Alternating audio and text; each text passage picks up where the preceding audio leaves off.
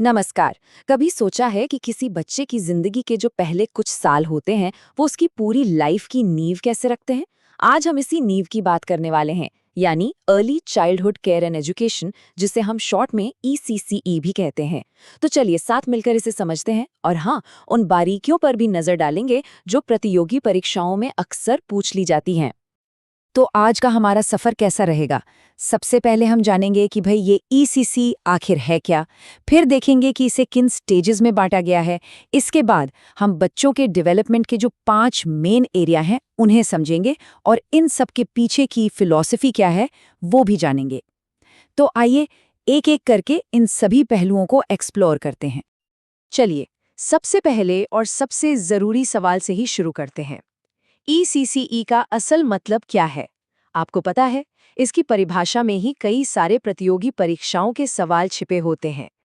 तो सबसे जरूरी बात जो यहाँ पर ध्यान देने वाली है, वो है इसकी एज रेंज।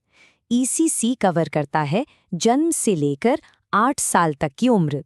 अब ये जो डिटेल है ना, ये बहुत इंपॉर्टेंट है, क्योंकि अक्सर मल्टीपल चॉइस क्वेश्चंस मतलब MCQs सीधे सीधे इसी पॉइंट पर बन जाते हैं। तो इसे तो जरूर याद रखना है।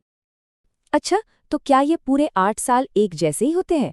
जी नहीं, बिल्कुल नहीं। ECC को 2 बहुत ही अलग और महत्वपूर्ण फेजेस में बांटा गया है। आइए देखते हैं कि वो क्या हैं। जैसा कि हम देख सकते हैं, ये जो डिवीजन है, ये बच्चे के आसपास के माहौल पर बेस्ड है। देखिए, पहले 3 साल का फोकस पूरी तरह घर पर होता है, जहां हेल्थ, न्यूट्रिशन और सेंसरी स्टिमुलेशन जैसे बात करना, खेलना सबसे जरूरी है। और फिर 3 से 8 साल की उम्र में फोकस शिफ्ट हो जाता है स्ट्रक्चर्ड लर्निंग की तरफ, जो स्कूलों और प्री स्कूलों में होती है।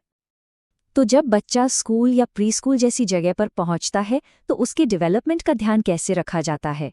इसका जवाब है 5 मेन डेवलपमेंटल डोमेन्स में, जिनके आधार पर पूरा करिकुलम तैयार किया जाता है।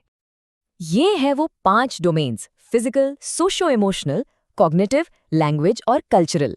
ये पांचों मिलकर बच्चे के होलिस्टिक डेवलपमेंट यानी कि सर्वांगीण विकास को पक्का करते हैं। प्रतियोगी परीक्षाओं में अक्सर ये सवाल आ जाता है कि कौन सा डोमेन किस पहलू से जुड़ा है, तो ये लिस्ट बहुत काम की है। अब ये जो 5 डोमेन हैं, इनके पीछे एक बहुत गहरी भारतीय फिलॉसफी काम करती है। चलिए समझते हैं कि वो क्या है। ये फिलॉसफी है पंचकोश की। ये एक बहुत पुरानी भारतीय अवधारणा है जो मानती है कि इंसान का अस्तित्व 5 परतों या कोश से बना है। कमाल की बात यह है कि ECCE इन परतों को आज की शिक्षा के डोमेन से जोड़ता है। जरा इस टेबल को देखिए। ये दिखाता है कि कैसे पंचकोश की परतें सीधे सीधे डेवलपमेंटल डोमेन से जुड़ी हुई हैं। जैसे कि अन्नमय कोश, जिसका मतलब है हमारा शरीर, वो सीधा जुड़ा है शारीरिक विकास से। इसी तरह मनोमय कोश हमारे सोशियो इमोशनल डेवलपमेंट से। ये मैपिंग मतलब ये जोड़ी कॉम्पिटिटिव एग्जाम्स के लिहाज से तो एक बहुत ही जरूरी पॉइंट है। ठीक है, तो हमने स्ट्रक्चर तो समझ लिया, पर सवाल ये है कि ये सब सिखाया कैसे जाता है क्लास में? तरीका क्या है?